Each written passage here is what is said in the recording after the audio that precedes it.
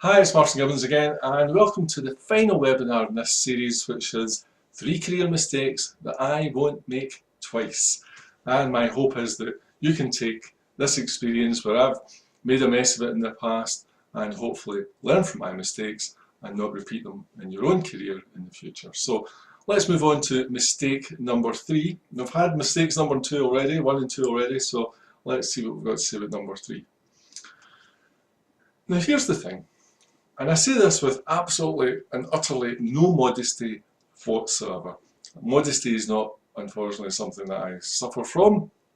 But so I have to tell you that when it comes down to it, I'm pretty talented. This is what I've realised after all these years. Modesty aside, I'm pretty talented. What I didn't realise was that this was also a bit of a curse. Now the chances are that you're also pretty talented, and if you're watching this video and you're engaging with me, then chances are that you are talented, you are ambitious, you are wanting to move forward in your life, and maybe I can help you do that. However, the chances are that you also share a similar and are suffering from this same curse of being a bit talented. Which also means that the chances are that you're making the same mistake that I was all those years ago. Now, I started working at People Maps back in around about 2001. Probably actually it was 2000 because it was a fair amount before it actually, a lot of stuff happened before we finally launched, but let's say roughly speaking about 2001. And I always had an interest in psychology, and I read my first personality report probably 20 odd years ago.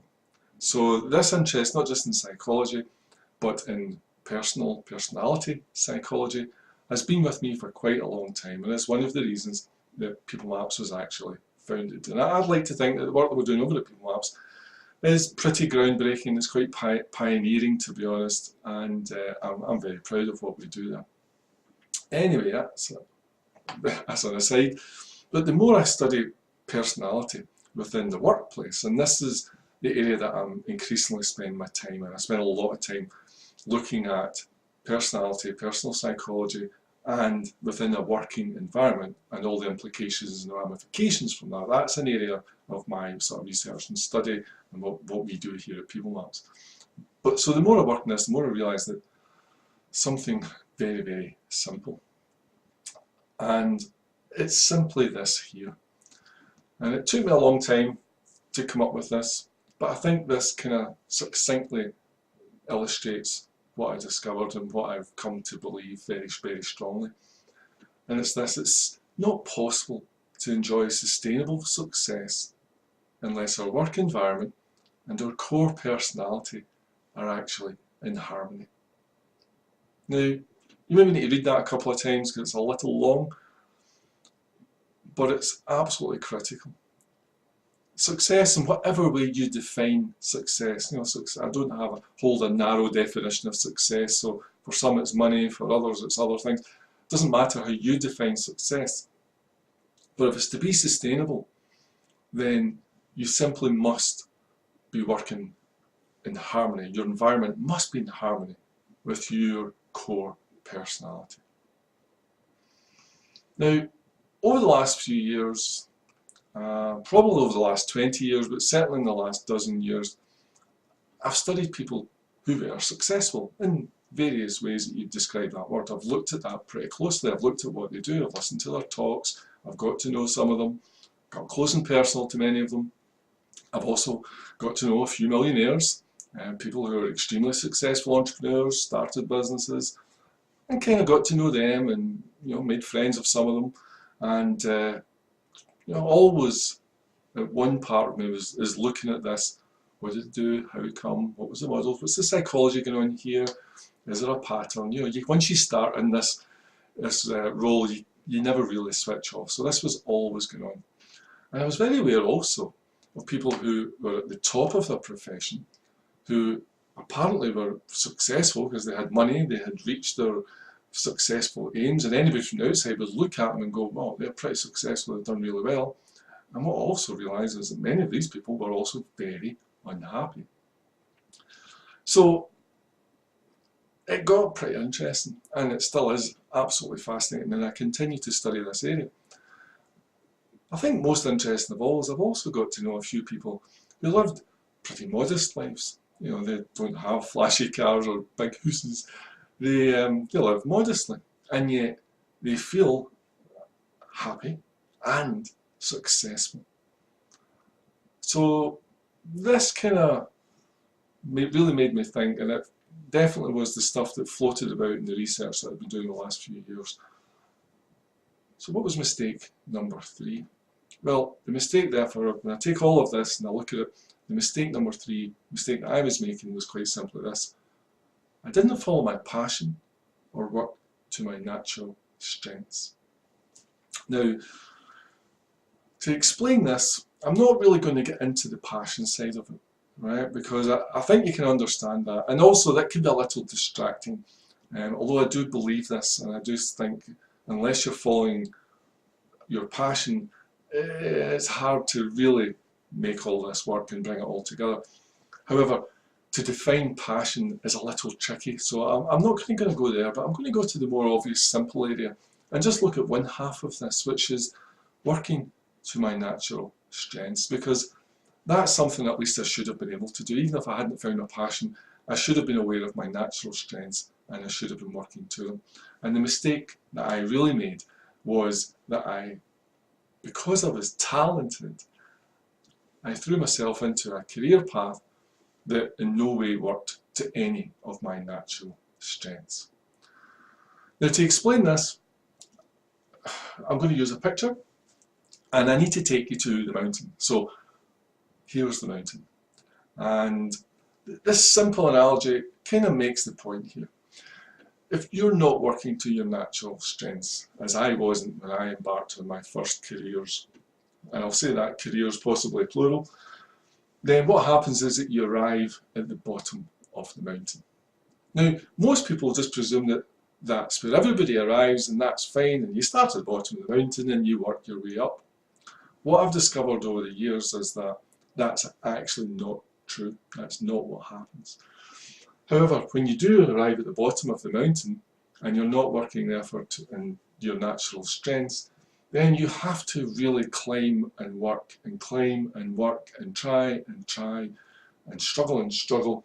And if you're really, really good and you really persevere and you work really hard and you get a lot of luck, you get halfway up the mountain. Now, compare that with when you work to your natural strengths.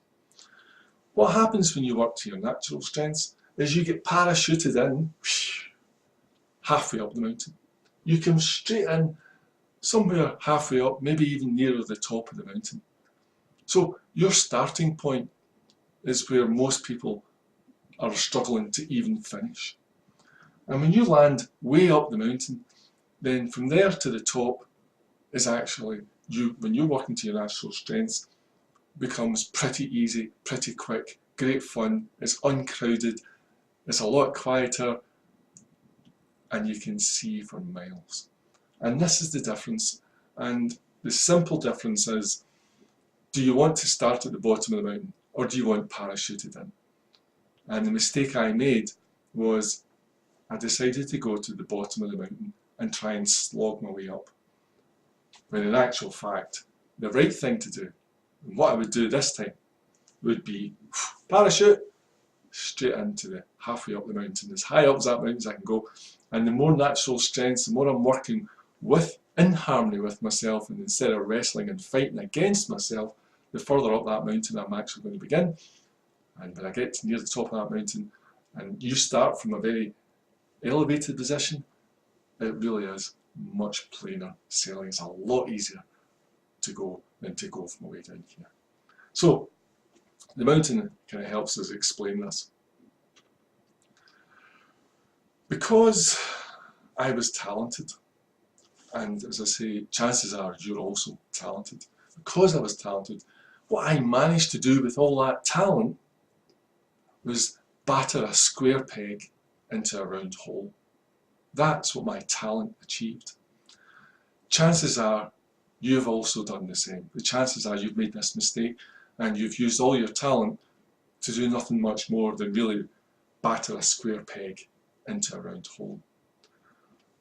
I thought that that was an achievement. I actually thought that that was progress. For years and years, I thought that was progress, because I was aware quite early on that there were square pegs and round holes going on here in the decisions that I had made. And therefore, I had some sort of perverse pride in the fact that I could batter square pegs into round holes. What I hadn't actually questioned, and you might not have either, is that the right thing to do? Should I be trying to batter square pegs into round holes? Is that a talent I want to be good at? Well, the answer, of course, is no. And that's why it wasn't. It was mistake number 3. Now, it took me 20 years to rectify that mistake and to start to work more and more with my natural strengths. And it's something I keep working on every day. And it's what I would urge for you. It's what I would love to see you enjoy, is doing something, hit the mountain and arrive and work to your natural strengths. But you know what? You don't need to wait another 20 years. You don't need to take all that length of time. I didn't need to either. Step 1 of the 3-step system, well, this is all about discovering what you were simply born to do.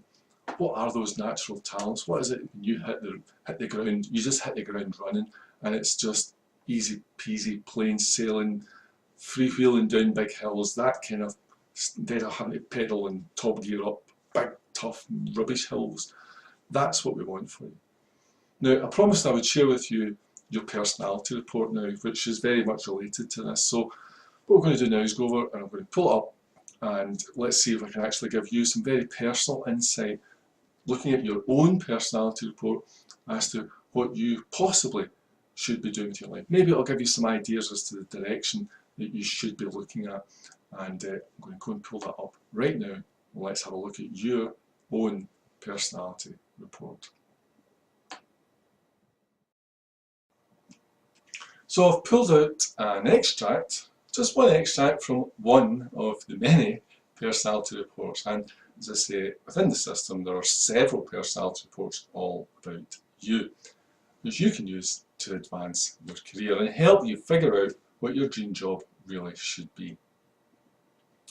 So what we're seeing here, well, the thing that's jumping out is that you actually need a work in an environment where the organisation has a high regard for things like discipline and quality and consistency from top to bottom. You need it in all things. Now, why is this important? Because although this is important to you, it's not that important to the vast majority of people. Well, you've got very high personal standards, and you need the company, the people you work with, to reflect this and not to show you up or embarrass you, because that's how you would feel. You would feel it very painfully and very personally if they did show you up and they didn't have the standards that you expect of yourself. Now, given the opportunity, you will help raise the standards of any company. This is one of your great gifts. This is one of your core things, and more importantly, it's something that comes extremely naturally to you. Now, you could be sitting there thinking, yeah, sure, doesn't everyone think this way? Well, no, they don't. Most people really don't. Compared to you, most people are a bit cowboy. But in certain places, this is extremely important. There are certain companies, there are certain bosses who will really, really value this, even as one aspect, and it should be on your list. Now, if you aren't enjoying your existing work, it could simply be because the company maybe cuts too many corners. Maybe they compromise on things that actually you feel are very important. Very common scenario, especially when there's a bit of an economic downturn and everybody's feeling the pinch and the pressure, as most companies are. They tend to do a bit of corner cutting. Well, you might be the last stand on that. You might be the person that says, no, we need to keep our standards for the long term. It's the only way. And there are companies out there who really value this, and you need to make sure that's where you are spending your time. Now, as I say, many companies, they really do run pretty shoddy operations and really don't care about quality the way that you do. They don't care about these things that you care about.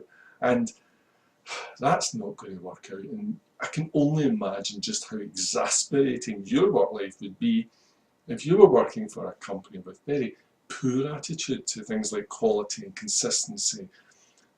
That would just be unbearable for you, I imagine. So you need to work in an environment where quality, in the broadest sense of the word, actually matters. It's not something you just pay lip service to. It's something that the company and the people in it actually care about. You need an environment where there is consistency in all things, in behaviour and in how they do things. Very important to you to meet your personal needs. You need a place where, you know what, you don't need to worry about them, whoever them is, letting you down. They won't show you up. You can trust them. You know that they're operating, if not at your standards, at least very close to it.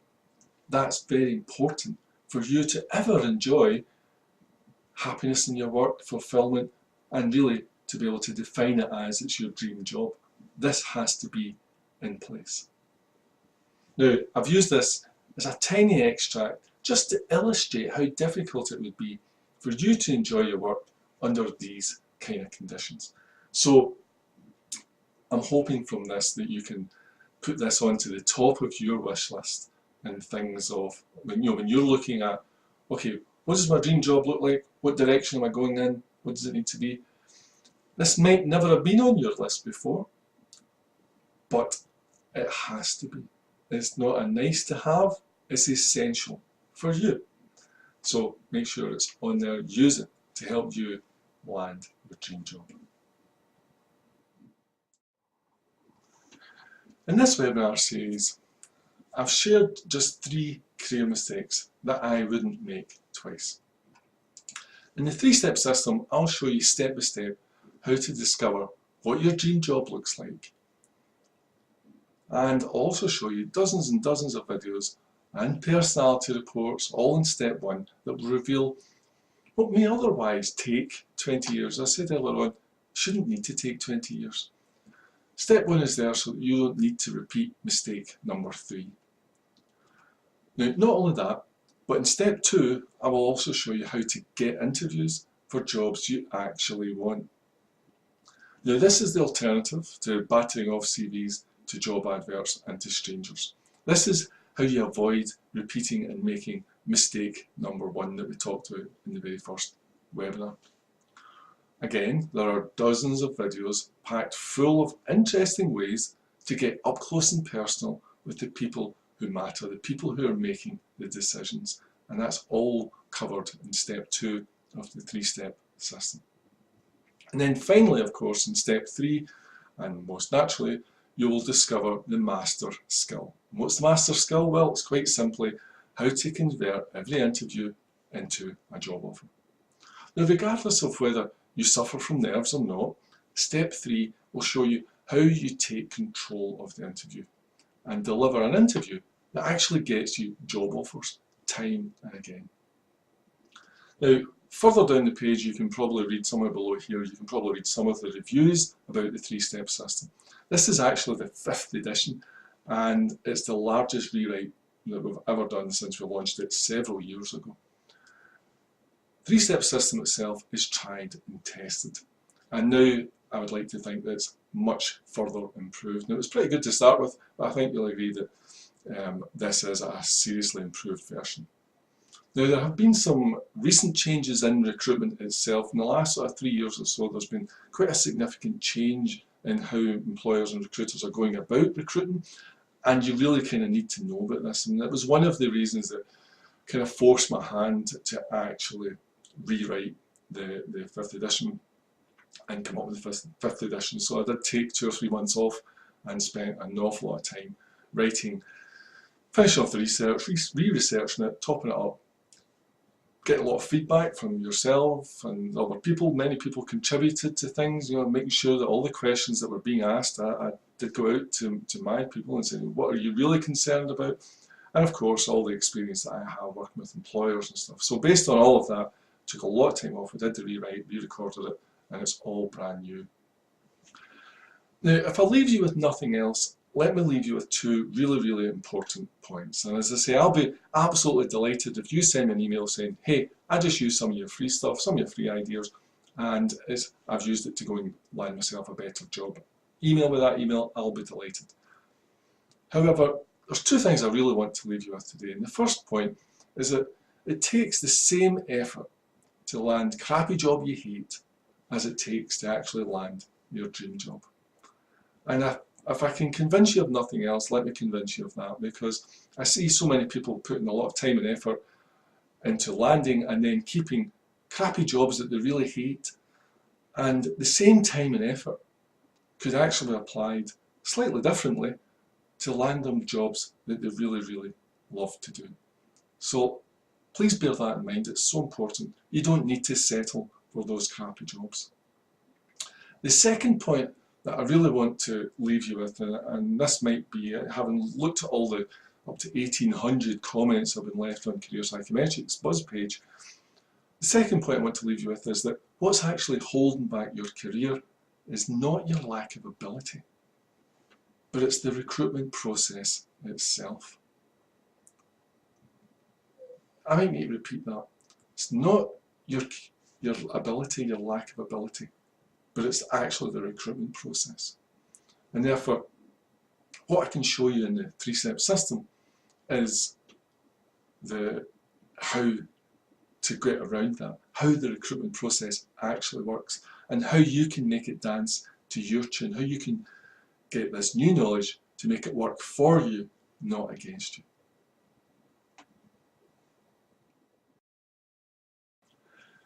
So the big question you're bound to have right now is, okay, so how much is it? And that's a very good question. Let me tell you that when I actually release this to the public, very soon it will be opened up more to the public. This now we tend to be operating on a sort of invite-only scenario. I will be charging £197 plus £27 per month. And to be honest, even at £197, this is still extremely competitive when you compare it with the £1,000, the £1,500 and the £3,000 that some of my competitors are charging for what I believe is a little out of dated career coaching. That's a bit career coaching the old-fashioned way, if you like. So I still think £197 is extremely great value for what we're going to do here. But this is a membership site, and the reason for that is that I'm actually also going to include some personal support via the question and answer facility. We've actually built into the platform, the membership platform, that you'll be using a question and answer session that goes with each video, each module. So if you watch a module and you really don't get it or something doesn't make sense, you can actually ask me the question and I'll get back to you using this Q&A facility. I don't think anyone offers this type of support. So this is way beyond, I mean, the videos themselves and the training is more than enough. However, this actually brings it right into your living room and makes it really personal. Now, for the first few people who book their spot, and this is the bit you really need to pay attention to here, for the first few people who book their spot and grab a place on this membership program, I'm actually going to waive the initial £197 fee completely. Just, it's gone. So for a mere £27 a month, you will get the entire 3-step system with me personally supporting it. Now, all I ask is that you do provide me with some feedback. I'm only giving this out to the first few people that grab it, but I would ask you that you would give me feedback so that we can continue to improve this product and make sure that it's relevant and dealing with all the issues. I believe it is, but I'm pretty sure you'll soon tell me what else you would like to see there. Now, 27 quid, what the hell is that? Nothing. You probably spend that on coffee a month. I know that I spend that and more on coffee a month.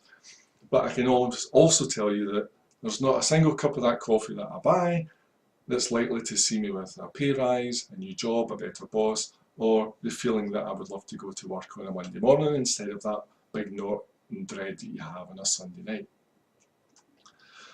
The fastest, surest way of putting more money in your pocket is to improve your career. Let me show you how to accelerate your career. Just give me that chance. Give me a chance to do that, and I'll show you with the 3-step system how you can accelerate your career. Let me show you how you can actually conquer ageism. If you're over 40, then this is a very real thing for you. Let me show you how you can overcome that. And let me show you how you can make a career change and get interviews. We haven't even talked about career change, but traditional job hunting approach simply doesn't work if you're trying to change careers. But let me show you a way that can actually work if you want to change careers. And let me show you how you can actually get job offers time and again once you get into an interview. Now, it's been an absolute pleasure doing this. That's us finished for today. It's been an absolute pleasure, this free webinar series for you. I'm hoping that you've found something of value in here that you can take away. And I'll be delighted if all you do is use my free stuff and go and enjoy it and accelerate your career as a result. I'm hoping that you'll come and join me on the inside, become a member, and we can work together, and you can really let me show you what you could be doing with your career and how to take it from here away up to here. So if you like anything that you've seen, please grab one of the discounted spots before they're gone. Save yourself nearly 200 quid by grabbing one of these discounted spots before they go, because I'm only going to give a few of them away. And all you can do now is go hit the big button below, go and have a look at it, you'll see the big button below, hit that button, book your place, and I'll see you on the other side. I'm Mark Evans, thanks very much for watching, it's been an absolute pleasure.